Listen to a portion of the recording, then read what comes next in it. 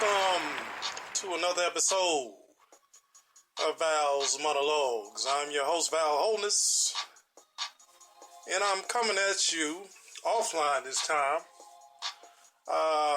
from Studio Central. That's what we're going to call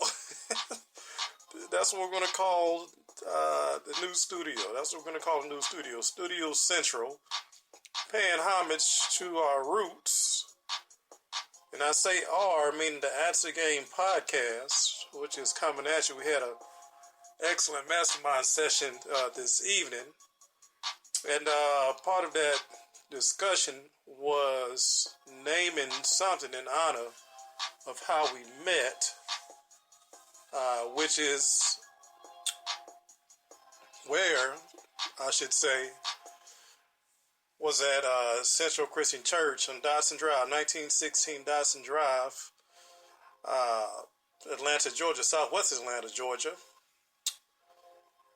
And we have been going there for years. My dad has been the pastor there for almost 40 years, and he's going to retire this year. And that church represents a special place because me growing up, you have your ups and downs or whatever, figuring out life. But that was always a safe haven for me. I always had a good time at the church. Despite having to go there, down there every day of the week. It was still a special place. I developed some special relationships that still, have lasted, have lasted the test of time. Have outlasted the test of time. And we plan on expanding on that. And I'm going to get into that for a little bit later. What are the happenings, though? What happened this week? Well, this morning, Al Jarreau died at 76. And, wow, on the same day as the Grammys. What a coincidence, you think? Nah, no coincidence at all. That was planned, but that's another story. But shouts out to Al Jarreau. 76 years old, and remember Al Jarreau doing those telethons mainly. We used to watch him. Used to stay up late to watch him. Him as a jazz concert has a real smooth, voice, real distinctive way of performing. I always enjoyed him. Enjoyed watching him growing up. So rest in peace. Of course, Trump. Donald Trump, you can't go a week without saying his name nowadays, and it's probably going to be like that for the next 4 to 8 years. And, just listening to some opinions, different voices on what's going on with this administration. Here's some interesting theories. Number one,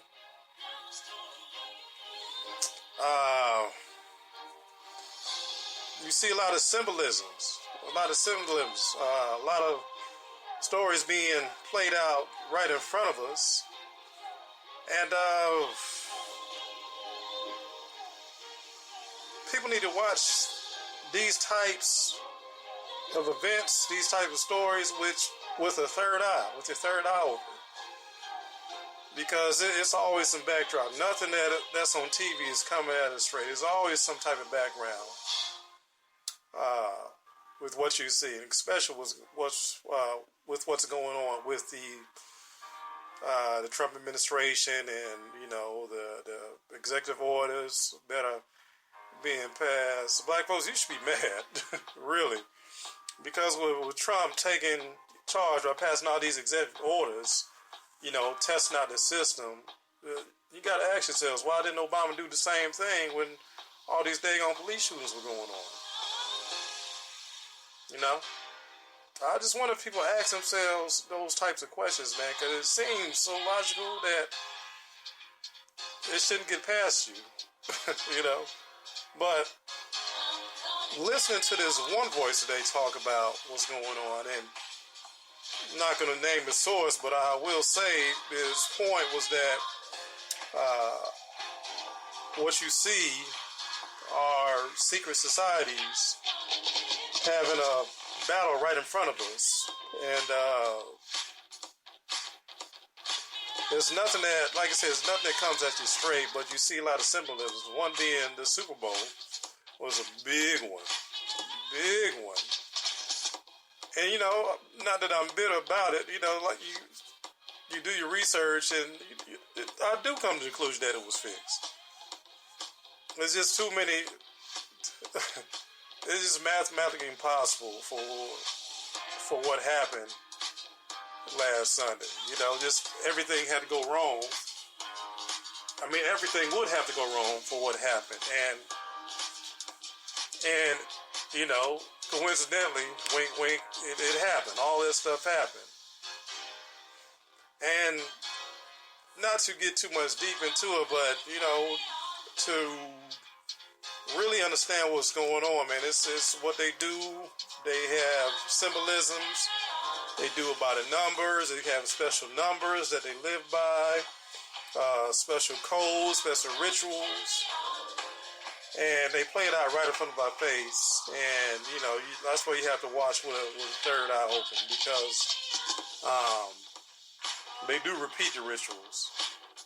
But I'm not going to get, too deep in that. Just know that my opinion on the whole, White House, executive orders being passed and all that good stuff, it's not my fight. That infighting is not my fight, but I can, make money, or I can take advantage of the situation. That's why it's important to be business-minded. Starting to look into stuff like forex trading or currency trading.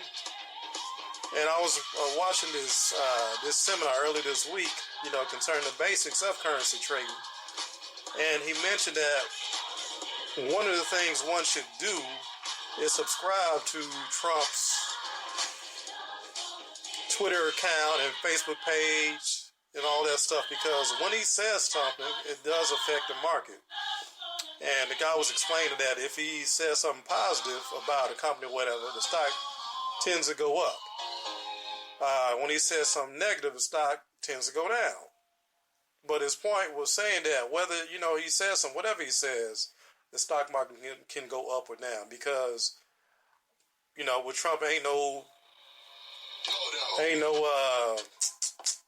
trying to figure out things. He's coming at you straight. He's going to tell you how you feel, which is to our advantage, really.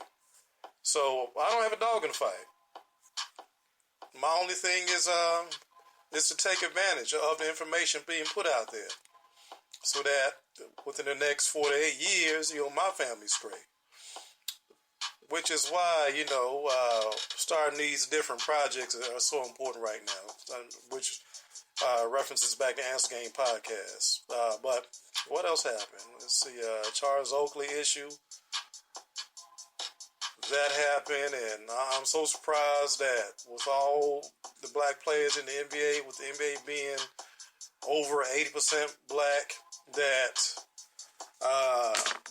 there was no type of strike or whatever. There was no type of protest against what happened to Charles Oakley. Now, Charles Oakley, for you non-basketball fanatics, I'm not a basketball fanatic, but I do know history, and I do remember when Oakley was a force for the Knicks. He was that enforcer. Truly respected. If you pay attention to the stories that the legendary stories that you hear about this man, I heard that he'll slap you in a minute if you say the wrong thing to him. And to have all those guys attack him, have the owner throw him out because he had a disagreement with Oakley, that was just totally disrespectful. Totally disrespectful. How they took him down, didn't that look familiar? Didn't that look like a police encounter, a typical police encounter with a black man? I mean, it happened to me like that before. Just like that. One person approaches you and gives you an order, and when you say something, then he calls for backup. He or she calls for backup. because they know they can't take you down by themselves. I mean, it's totally cowardly the way they do things. Who was they? I don't know, but but what happened to Oakley was some nonsense, you know. And that's another reason why you guys should have your own thing going on, because there ain't no type of loyalty, especially at these jobs, especially. You know, the place where I tend to, do my work, we got a lot of people there that been there, for 5, 10, some 15. Well, one dude's been there for 30 years. Do I see myself being there that long? Hell no. So I'm trying to get out tomorrow. Because I've never been the one to drink the Kool-Aid, man. Companies can get rid of you in a second. You don't have to give you no reason. It can be for the slightest excuse as a person doesn't like you. You know, who wants to be in a situation like how can you raise a family on that type of noise, on that type of premise? That's not culture to me, and that's why, for me individually, I have no kids, don't really have a girlfriend per se, that type of thing. And one of the reasons, I think the main reason, is I want to put myself in a position where I'm in control. What I found out is that I'm most effective when I have the most control. Now, I know to get full total control is not impossible, but very tough to do. So you gotta, start where you're at. But I can control the finance part of things. I can, have my finances in order.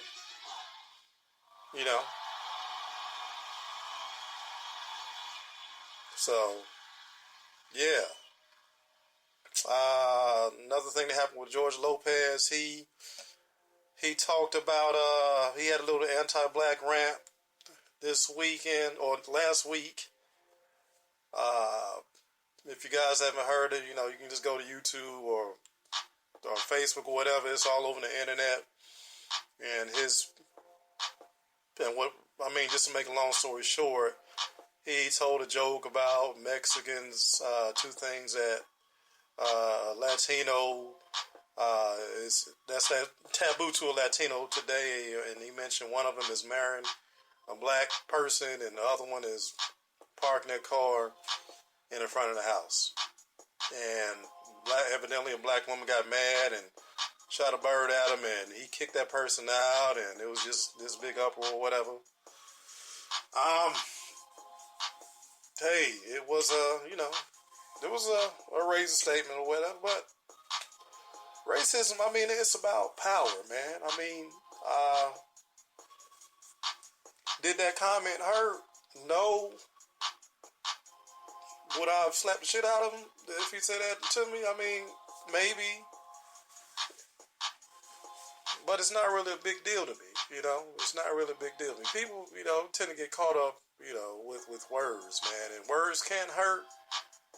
But something like that, man, is just not, not an issue to me right now. It may be an issue to somebody else, but not to me, man. Not to me. We got bigger problems. And to expound upon that a little bit, I talked about this in my last podcast, how we tend to be divided, or we tend to live in a society that is divided along, racial lines, creed, and all that good stuff. But guys, grow up.